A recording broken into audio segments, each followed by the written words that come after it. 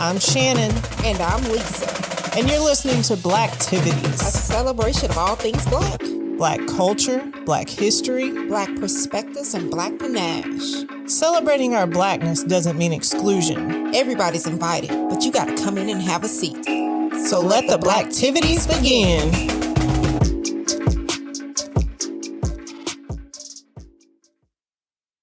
Welcome back, Black people. And anyone else who might be listening. Let's be real, our audience is probably largely Black, but all are welcome here. I'm your Blacktivities host, Shannon, right here with the lovely Mona Lisa the poet. And if you're watching us right now, you might see another familiar face. She appeared as a guest in season 3 on an episode about cultural appropriation. And she brought such a fresh perspective and just good vibes to the conversation that we actually invited her to join the Blacktivities gang. So y'all give it up to our new host, Karen, aka KK. Hey y'all. What's up, Black people? All people, everybody. I have to say, I am very excited to have you to join us to be a Blacktivity tour guide. Yes. And then I also want to add those moments where previous listeners understand how sometimes I get off track and then Shannon has to come in and say, absolutely not, snap back into it. I like that. Our vibe is that I could continue to talk and Shannon can't do that. So I'm looking forward to this. That's right. It's going to be both of us on this wild ride. Yes. And Shannon's going to have to corral us in. She's so like y'all the already DD. know. I'm definitely going Trump on y'all this season. Like all the way dictator. Yeah, that's all right. She's the DD. Come to pick us up from a brunch and mimosas. It's going to be crazy. Lots of mimosas. Y'all see that one where they falling into the bushes? That's going to be Yeah. But I have to say congratulations to you ladies on season 4. This is a phenomenal. And I'm just honored to be a part of this whole thing, this movement, the beauty of the Blacktivities podcast. It is an honor indeed. We appreciate that. I can't believe that we're starting season 4 of Blacktivities. Like, we almost didn't make it, but that's another story for another day. Today's episode is called I'm Not a Businessman, I'm a Businessman. Know where that quote comes from? Oh, y'all better know where that quote comes from. Yes. H to the Izzo. No, she threw up the rock. People try to insult our intelligence, but we've been making it do what it do since forever. Like even the local drug dealer has to know some kind of principles of business to be successful. And growing up, every Black neighborhood in America had certain community entrepreneurs that people saw around, like, for example, the bootleg man and the Avon lady. What hoodtreprenuers did y'all know growing up? Mr. Daniel, shout out to Mr. Daniel. He was the bootleg man. Anything you wanted, he would have it 2 weeks before the release date. VHS. Hot on the streets. That's what's up. I haven't heard VHS in forever. And in my neck of the woods, we had corner stores, of course, where you could go get them big pickles and all that candy, all the things. And we even had here a lady who sold Lucy's and pig ear sandwiches down in 5 points. See, Black people, just right there.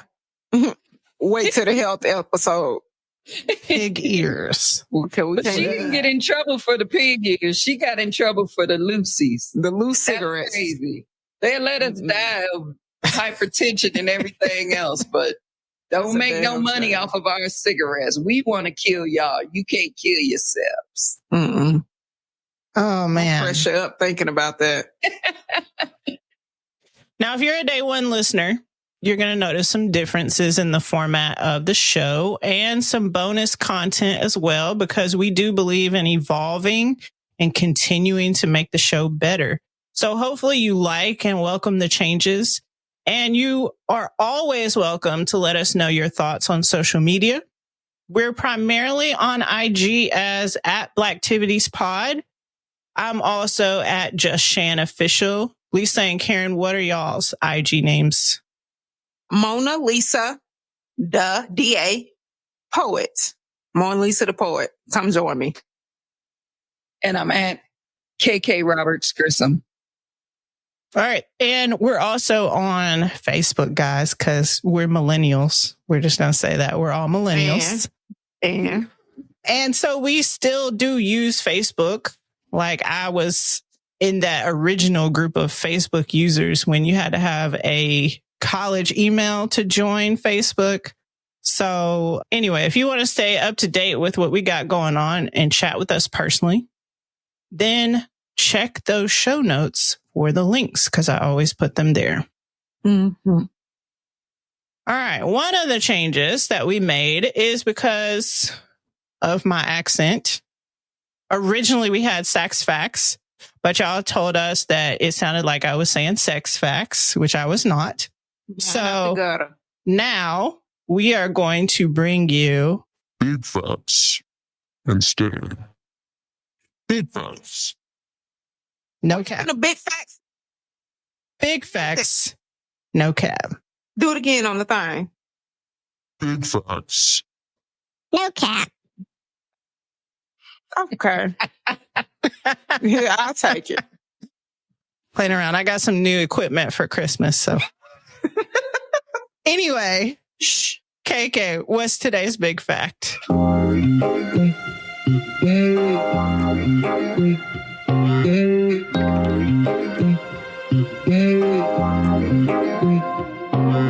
Today's big fact comes from the Brookings Institute, which highlights Black business growth as it was trending upward before the COVID-19 pandemic from 2017 to 2020. The number of Black-owned businesses across the country increased by 13.64%, larger than all businesses in general, which increased by 0.53% over the same period. Black-owned firms brought in an estimated $141.1 billion in gross revenue in 2020, which is an 11% increase since 2017. How many without PPP loans? But go ahead. And then, more so than other racial groups, Black-owned businesses had pronounced increases in revenue, employees, and payroll in 2020, with Black business owners employing 1.3 million people and creating 48,549 new jobs, adding an additional 1.7 billion in aggregate payroll to the U.S. economy. Oh, wow. Nice. So we did that. That's nice. Yeah. And I also have some information about Black history entrepreneurship from UNLV. And basically, it's referencing how slavery, Jim Crow laws, and discrimination impacted our entrepreneurial growth. And it taps into a recent study conducted by researchers who basically said that it was access and not just asset that serves as an obstacle for Black-owned businesses to acquire the capital and credit necessary to start and grow a business. Another factor in the approval rating of business loans to African Americans is the location of the business, as a substantial proportion of Black-owned businesses are located in geographical areas that serve the needs of African Americans, but these are generally characterized as low-income urban communities. So historically, yes, we've done the work. There is discrimination in loans because of geographically where they're located and who owns the businesses. So it's a duality that exists in preventing our businesses from having the resources and capital to get started. Oh, she came with it. Big facts. No, Right. So, ladies, if we've been entrepreneurs forever and some of those facts that you gave us, Karen, it sounds like we doing the doggone thing, right? Mm-hmm. But why we still ain't got nothing? Because we still don't have the same resources. We don't get the same, opportunities as other ethnicities. And I'm saying other ethnicities because think about, other people that are provided the opportunity to come to the U.S. and then they are giving loans and then they do open up businesses, i.e. let's talk about nail shops. Who own nail salons? Majority. Not us. Convenience stores, gas stations. So we know, they may come over with, pockets on swole, but they are still getting that help, that assistance. And I don't want to put my business out over there. You know me, I try to be kind of on the fence a little bit because of my job. But I could see a possibility where some financial institutions will take a look at the business in a picture and kind of not assist them in a way. You know what I mean? Maybe they don't see the value in that business. Mm. Is that what you're saying? Yeah. Or you could not be what they are looking for. So I think you guys are saying systemic racism is part of the problem. Thank you, Shannon. And like the American capitalist system in general, which is based on like pulling yourself up by the bootstraps type thing. Right. But then it's like, if you don't have any boots, how you going to pull yourself up by the bootstraps? Is it really based on that though? That's what they say. But I believe it's based more on privilege. I would agree with that.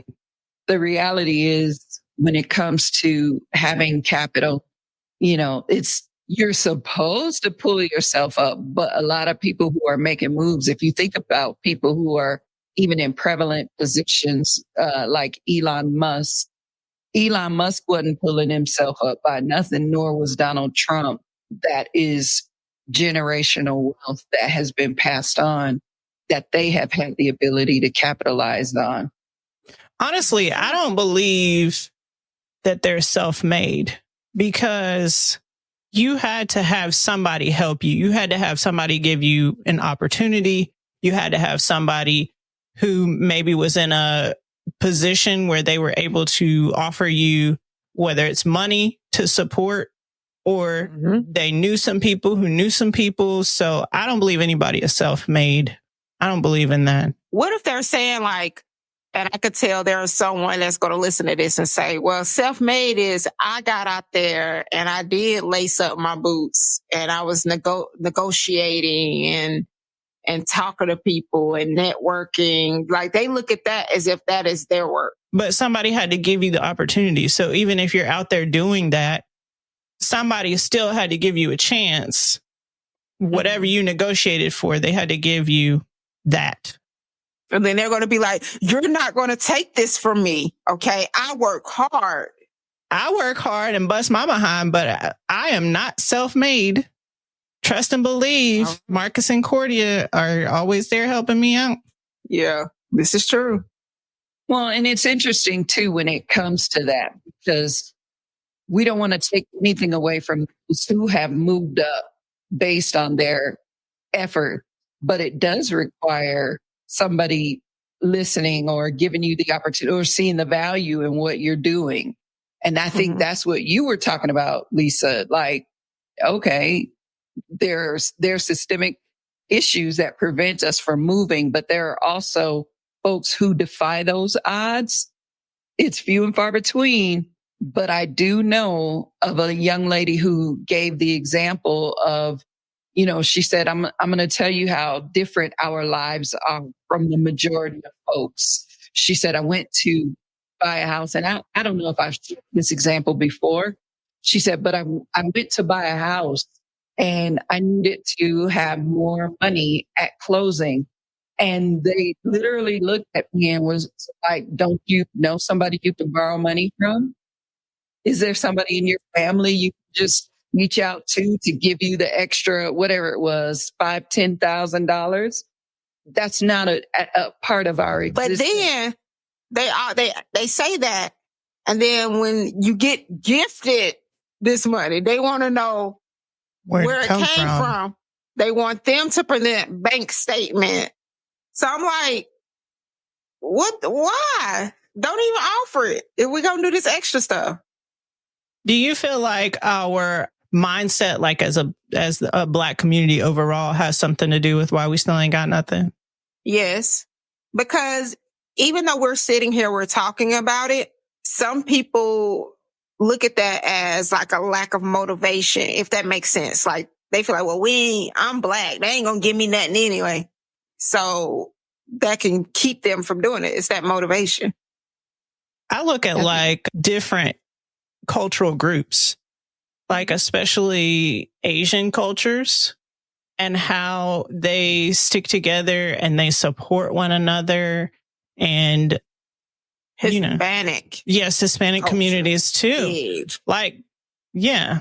It's amazing. Maybe venture to say most other cultures besides us. I was watching the Tyler Perry documentary last night, and they were talking about how, people were coming at Tyler Perry for the content that he was making.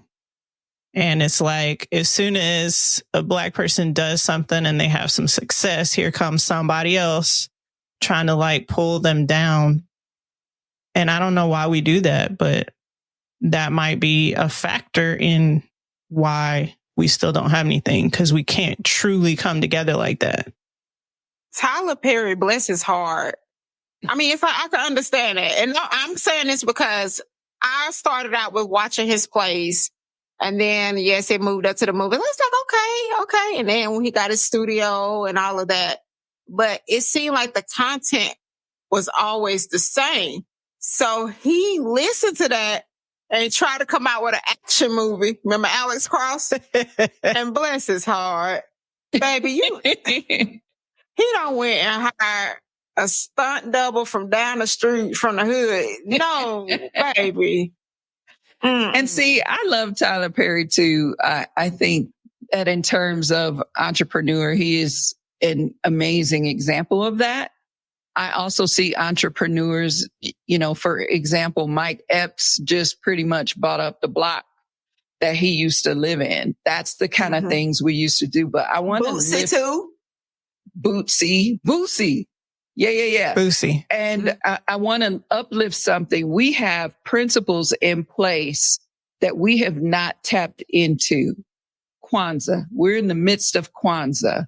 But if you think about the principles of Kwanzaa, it's unity, self-determination, collective work and responsibility, cooperative economics, purpose, creativity, and faith. Now, that exists, but we're not tapped into that. We're tapped into the colonial. What's trending to fit in? Well, it's Americanized. This is African, and we are an African people. And everything that we came over here with was bastardized, and we were told it was witchcraft, all of our spirituality, all of the things. And then we came up with Kwanzaa, but a lot of folks prefer to celebrate Christmas and ignore Kwanzaa.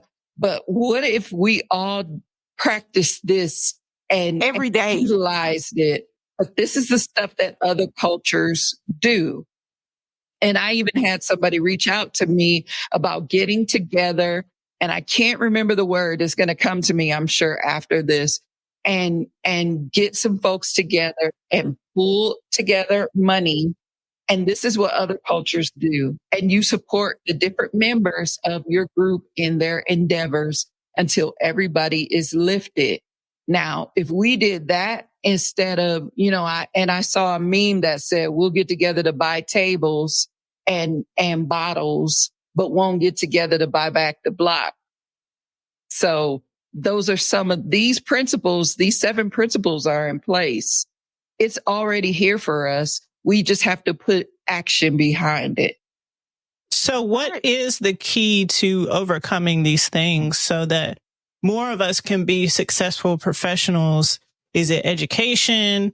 Are there certain skills or resources that we need to tap into that we just haven't thought about? Like, what do you guys think is the key to overcoming those things? With the education piece, I would say yes, from a standpoint of etiquette. And then also knowing how it works. Like, just don't assume, do your research on what it takes to be a successful business owner. So I have to say, yes, education from, etiquette point of understanding. I mean, we need to do that. We need to focus on that. Yeah. That's a domain. I love that question because it brings me to the foundation. I'm always about the foundational things. And when you think about the Tulsa massacre, what did we have? We had bankers, we had shoe shiners, we had blacksmiths, we had the trades, and Black people there had a monopoly on the trades. It was not necessarily about degrees. Yes, we were getting degrees, but a lot of those folks owned businesses in that community, and it was the trades. So they had good customer service. They said, please and thank you, and hope you come again, and that's basically what it was built on. And those folks were making moves in a mighty way. And that's what got it burnt down. But I believe that they stuck to the foundational thing. How your mama doing?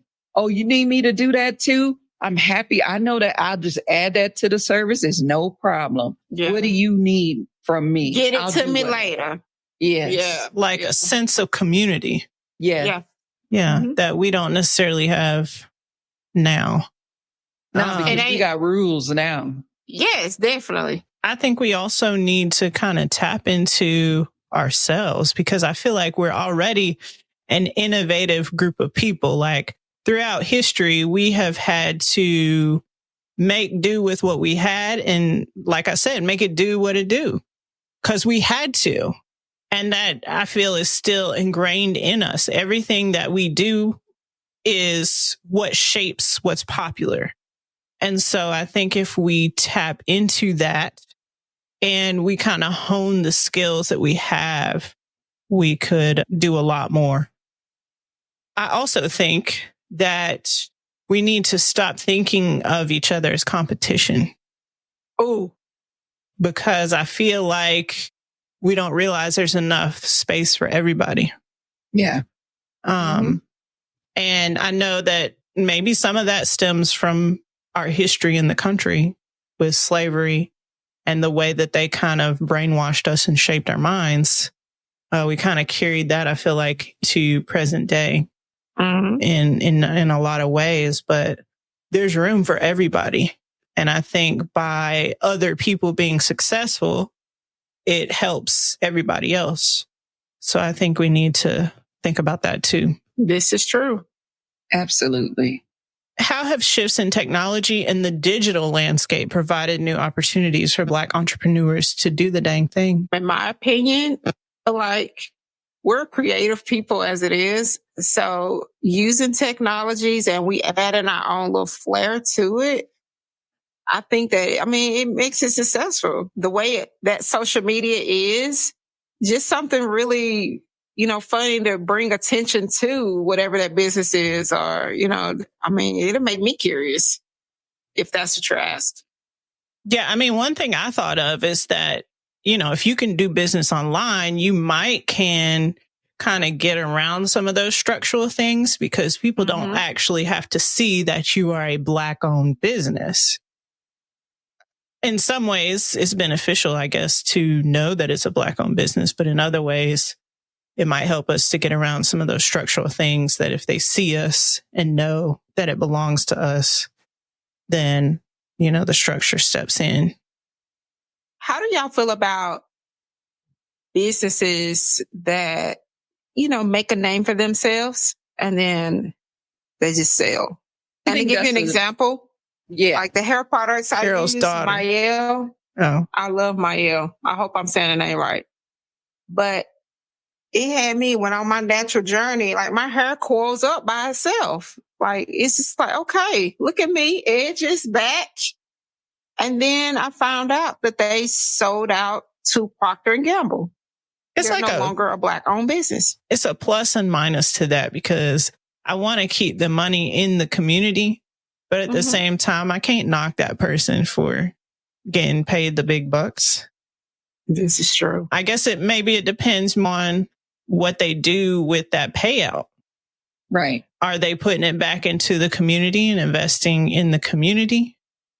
Or are they just using it all for themselves and their own gain? I think that there are people who are doing just what you said. Part of capitalism is selling off the business as much as we don't like it. That's part of it, like you said, Shannon. But I don't know that there's a way of tracking unless we're still keeping tabs on the owners of those businesses or the previous owners. Mael is an example of one of the hair companies that sold to another company. I mean, BT got sold, Ebony Magazine, all of these big companies, and even like Old Magazine and OWN, because they have a working knowledge of the true measure of what works and how it works. I think what that does is it says, okay, I'm going to do this. And then once I master this, I move on to the next thing. That's what capitalism does. But in our community, it's only us that requires or has a need for what we're talking about. Other communities, it doesn't matter. But I don't think we have a mechanism over the data to really track those things at this point. That's where the technology would be helpful. And we do have intelligent people in our community who can pull that together, who can do the research and bring all that forth so that we could actually see where the money is going. All right. So we need to continue this conversation on social media. Oh, yes. But right now, we're going to go to Lisa's Pieces.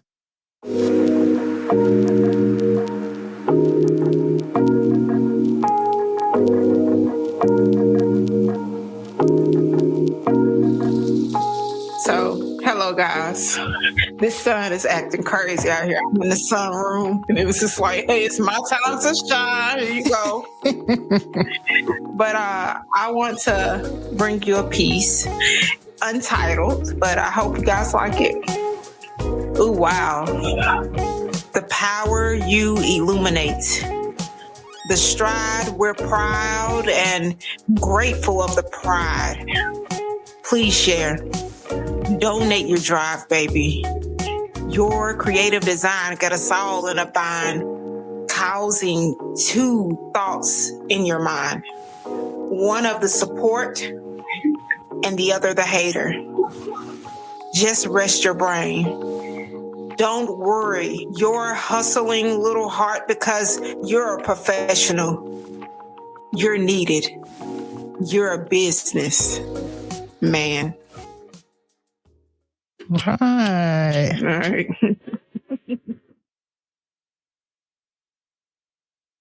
You're going to have to get some snaps for after. I know. I need some snaps. All right. Well, ladies, we made it through our first episode as a throuple.